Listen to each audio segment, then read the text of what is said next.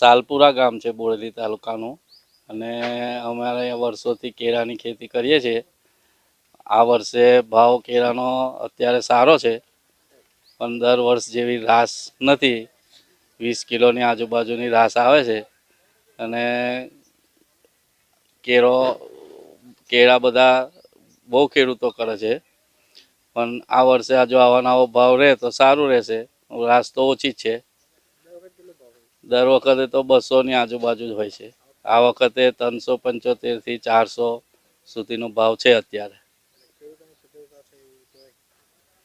ખેડૂતોને જો આવા નવો ભાવ રહે તો સારું રહે એવું અત્યારે તો લાગે છે, પછી પાછળથી તો હવે કેવું થાય ખબર નહીં।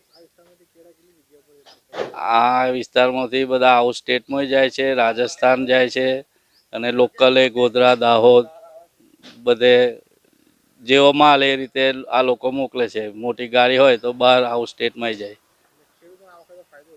હા, ખેડૂતોને આ ભાવ છે એટલે અત્યારે તો સારું છે।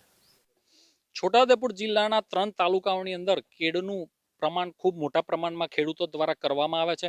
હાલ તહેવારોનો સમય ચાલી રહ્યો છે, જેના કારણે વેપારીઓ દ્વારા પણ ખેડૂતોને કેળની અંદર ખૂબ સારા પોષણક્ષમ ભાવ આપવામાં આવી રહ્યા છે।